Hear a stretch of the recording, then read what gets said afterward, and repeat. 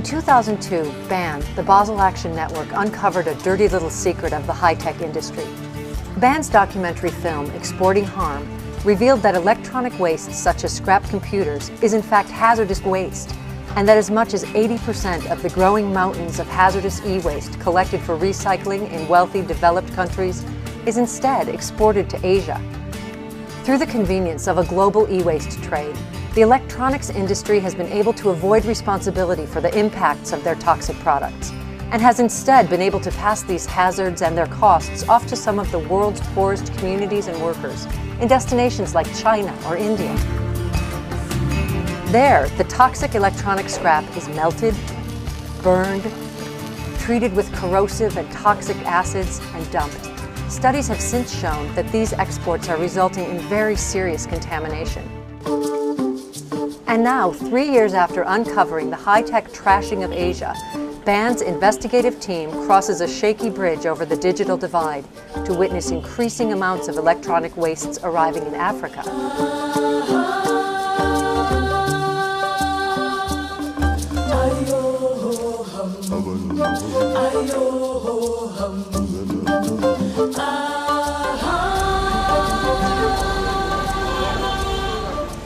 Exports of electronic hand-me-downs have been justified by many as a source of needed repair and recycling jobs in developing countries, in turn helping to extend the life of products and also serving as a bridge over the digital divide, enabling access to the information age.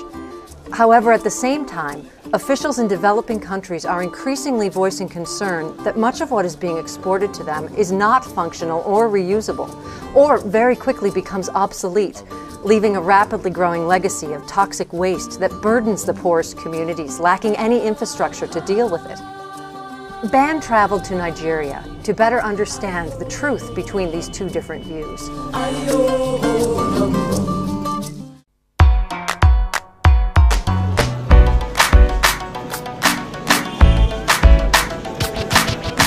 The second largest city in the world and Africa's most populous city, Lagos, Nigeria, is experienced as overwhelming, overgrown, and overburdened, but a dynamic hotbed of entrepreneurial spirit in a country rapidly becoming hardwired to the information age. No place better exemplifies the latest global trends in the e-waste trade than the massive computer and electronics markets found in Lagos. And nowhere is the love affair with electronic goods, both new and used, more apparent than in the Ikeja Computer Village. Here, in what until recently was a residential neighborhood, the Computer Village comprises 6 hectares with thousands of small businesses that sell, repair, and service anything from imported scrap computers to pirated software to brand new equipment. So this is Otigba Street. It all started here about 10 years ago. We have close to about 4,000 registered members here, and we have them coming here day in, day out. ICT industry is growing in Nigeria, and it is happening here within the Computer Village. Talk of anything computer, you get it here. We are going digital. While the Computer Association likes to emphasize its new products, a vast majority of the Computer Village's business deals with used equipment, mostly imported from Europe and North America. A remarkably well-trained and educated, yet very low-waged labor force provides an impressive ability to repair and remarket the imported equipment. It has grown tremendously over the years, because I started on the street there, from the grassroots, but at least I have a big place now. I went through the university for about 6 years, and I studied physics and electronics, so that gives me a edge in the job. Most handsets, most sets, we can work on them here. Yeah, most of the phones that come here are off the ship. Okay. You see, here, most phones that come into Nigeria here are used handsets or contract handsets from abroad. We have importers. We have some markets in Nigeria here where people bring in a large quantity, 10,000, 20,000 pieces. So we are the service end for them. We have some of our brothers staying here in overseas, like in US, in Germany, United Kingdom, Italy, Holland. So they go to warehouses over there and buy some used products there and import it back into the country. Most of them coming from overseas, they have been overused them over there. It's been overused. So even the colors are so brownish that nobody can buy it. So we end up spending money again, buying paint and spraying machine to put them back in shape, to make them look better. Yeah. Our customers don't know about that. They think they might be new. Yes. Like this one now, the switch is not working very well. Which was bad? The switch is very bad. If we have up to 100 pieces, by God's grace, we get up to 75. You can fix. Yes, if you open up a container, since they bought it non-tested from overseas, you are trying your luck. Before leaving the computer village, Ban went back to the Computer Dealers Association office to ask the beneficiaries of the burgeoning second-hand electronics trade just how serious was this problem of imported, obsolete junk electronics. I will tell you that we have greater percentage of those that cannot be used than those that can be used. Honestly speaking, I would say 75% of these items are not usable. The control is supposed to be from the international community, where these things are coming from. If they know they who has the facility to control these junks, allow this thing to come to African countries that have no facilities, then it's all wickedness.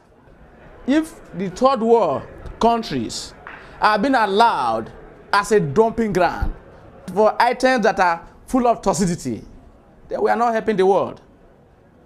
It is to me inhumanity to man.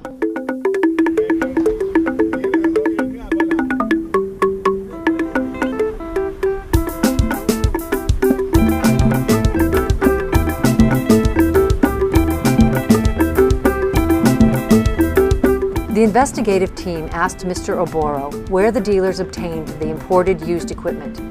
He directed them to large wholesale warehouses and yards near the port where the containers first arrive after clearing customs.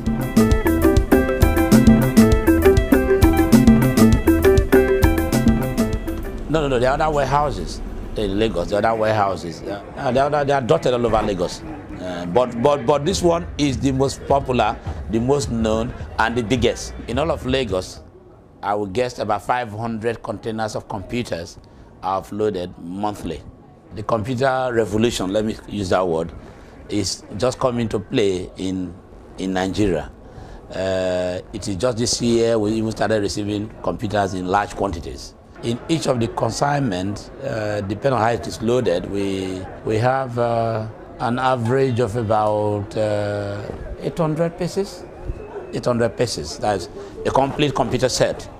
There are still a lot of junks. There are a lot of junks in Lagos, and if nobody buys them, they get thrown away or used for spare parts. At the warehouses, the fate of much of the unmarketable imports was revealed.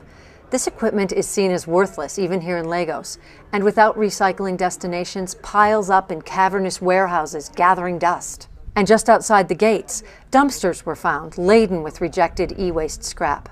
Mr. Ogenekaro was asked if he would like to see laws or standards to ensure exports were functional and of high quality. Definitely, I want the country where these goods are coming from to at least give us, the developing nation, working items. We should not be classed as a dumping nation where we just bring anything that is not good, you just come and throw them here in Nigeria. No. I want them to give us things that is working, things that they will use in their own country should be what they should export to other countries. Just treat us like one of them. I employ the government of each of these countries where they export from to kindly monitor the items and let us as well be happy.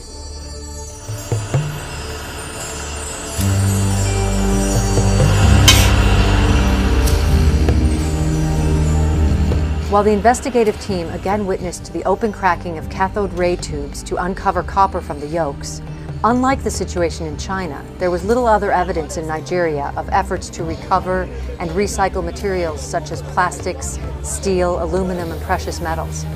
So where did the waste go? The word on the street was that if it was not repairable, it was simply thrown away. The dumpsters located inside the computer village and in many other open markets began to provide a clue. These trash bins are filled each day and trucked to local dumps. In Lagos, official dump sites and countless more informal roadside or wayside dumps abound. None are sanitary, lined, or monitored, and all rest on top of Lagos's very high water table. And these dumps, both formal and informal, are routinely set ablaze to reduce accumulating volumes of trash. It would be difficult to locate each of these scattered dumps throughout Lagos, and even more difficult to quantify the total amount of e-wastes thrown away each day. But a closer look at just a few dumps found outside the markets exposed the horrible face of uncontrolled e-waste importation and management in Nigeria.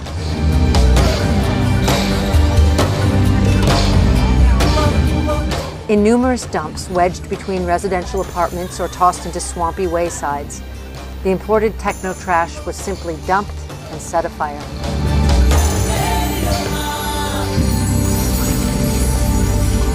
This is what's happening with the waste that cannot be recycled. This is outside, just on the outskirts of the Laba market, the electronics market here in Lagos, Nigeria.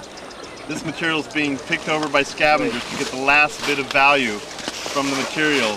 Metals, copper, the wires will be burnt to extract the copper. This whole pile here, they tell us, is going to be burnt very soon to reduce the volume of it. It's routine that this happens. They'll light it on fire and it'll burn down into the swamp here. We see computers, carcasses here. We see television carcasses from all over the world, from Germany, from USA, from Japan.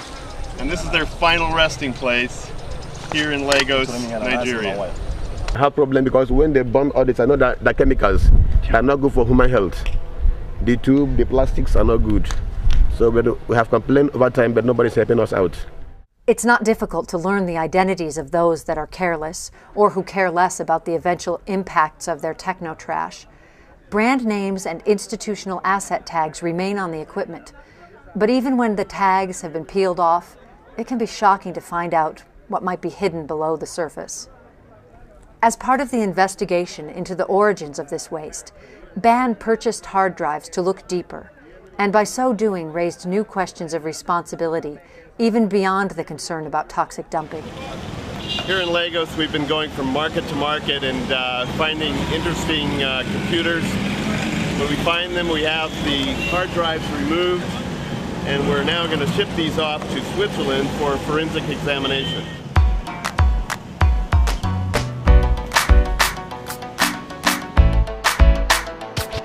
Guido Rodolfi of Netmon, a cyber investigative service located in Zurich, Switzerland, stood ready to receive and examine the drives. Well, Netmon provides investigative service for the information age. So basically what we are doing, we are recovering data which is on hard drives like those. Well, we are working for banks, insurance companies, but also for governmental agencies, be it here in Switzerland or in other countries. Well, BAN did send us all those hard drives that you see here and asked us if we could find something on them, and that was basically our role. It's child's play to recover them, and so after only a little bit of time that you have to invest, you can find a tremendous lot of data on those files from the former users. Well, what I'm looking at are documents which we found on a computer. Here you have the letterhead from the World Bank. You just could fill in a name and the text. Here we see a very private email that was sent. Well, actually it was a lady who was working at the World Bank, and at some point they did dispose of her computer, and she most probably didn't have any idea what is happening with the data that she had on her hard drive, with her letters, very private emails. So they were sent over to Nigeria. Their BAN did pick them up and did send them over to Switzerland, and so here I am reading her emails. For the companies it's very risky. They cannot track back what data they are distributing all over the world. That's a list of children which were taken into protective custody by the government. And I can see the name of the children, the name of the parents. Maybe the children don't even know the names of their parents. I see how much money they get. Actually, that's data which is absolutely and highly confidential for the care of those kids. So it should keep confidential. And I would do everything if I were a relative of those kids to make sure it's kept confidential. Obviously, the government doesn't do that job. Before leaving Nigeria, BAN wanted to hear the opinions of the Nigerian experts about what they had discovered. The first stop was the Basel Convention Regional Center at the University of Ibadan, 2 hours outside of Lagos. Director of the Basel Center, Professor Oladele Osebanjo, had been one of the early investigators of an earth-shaking event in 1988, the dumping of a boatload of Italian toxic waste at Cocoa Beach, Nigeria. That incident created an international furor, which culminated in the creation of the 1989 Basel Convention, the UN treaty designed to minimize production and trade of toxic waste. Professor Osebanjo had recently engaged his chemistry students to analyze the toxicity of electronics. Ban in turn showed the professor pictures taken outside of the Lagos markets just days before to get his reaction. Well, let me thank you for making this visit, because I was not even aware we had another disaster behind our backyard. Just like the cocoa waste was sitting there. You know, it's a time bomb, because I was shocked to see these tons, heaps of electronic waste. And of course, people believe out of sight is out of mind. Burn it off and it disappears. Of course, you know, you're only changing from solid to gaseous phase. It still causes the same problem. So I was quite shocked, and it's an eye-opener. The gases are very hazardous, they are obnoxious, they contain toxic components. They are quite carcinogenic substances. And the problem you will find now that the incidence of such terrible disease like cancer is very high now in Nigeria. And of course, the challenges from this, our existing regulations, and that's what it does not cover is waste. The problem with African countries is they ratify these conventions, but they don't domesticate the laws. So even when you sign the Basel, it's not in the laws of Nigeria. So there have to be review of the existing legislation, and moreover, massive public awareness. There appeared to be widespread agreement in Nigeria of a need for greater controls to prevent useless, hazardous e-wastes from entering the country. But what about the role that could be played by second-hand equipment in bridging the digital divide? Ban met Shina Badaru, the founder and editor of Nigeria's Technology Times, to hear his views on the subject. With respect to the raging debate about the digital divide, it's a compelling issue that Africa has to contend with.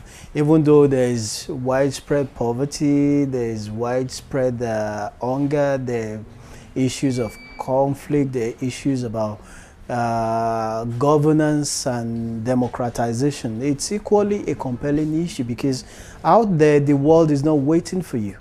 The businesses are done online, the payment systems are electronic today, and the internet is profoundly and fundamentally changed how we live, how we work, and every single thing that we do. But Mr. Badaru took issue with those who claimed the IT gap might be solved through the importation of used equipment.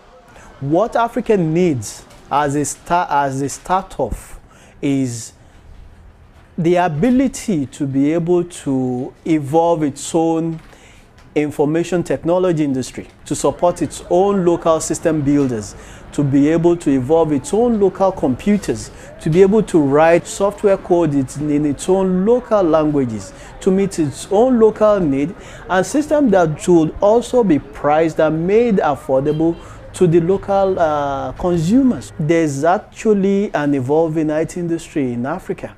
It's just been bogged down basically by the fact that the local industry, the local players have huge challenges with access to funding. That is what Africa needs. Africa does not need the used equipment coming in from the north to come in here and continue to pose long-term environmental threat to our environment.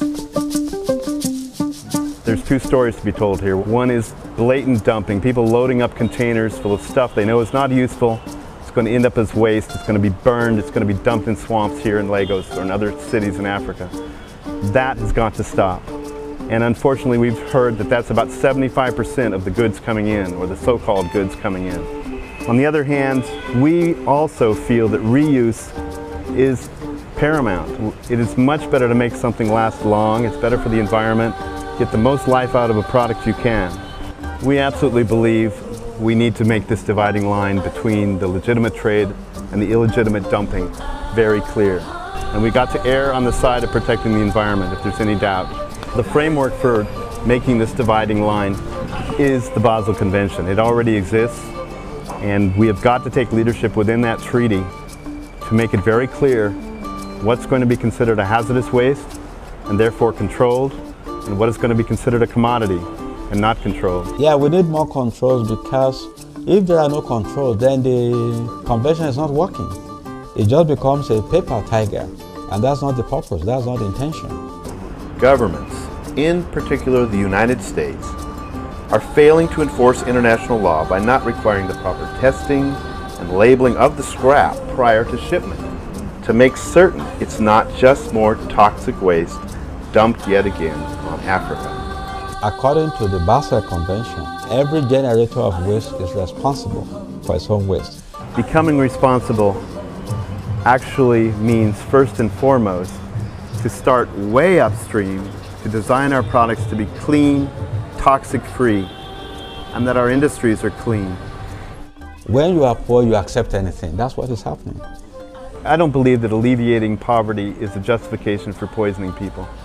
I just don't believe it. Hazardous waste should not go from developed to developing.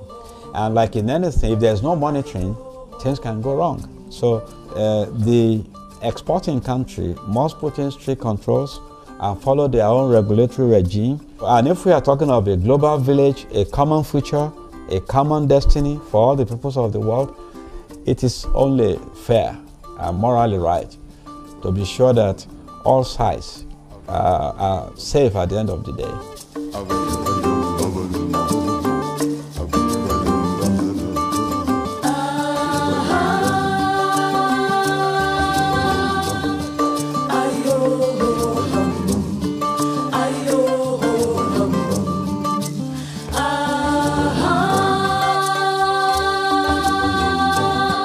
Ayo, hum, ayo, hum.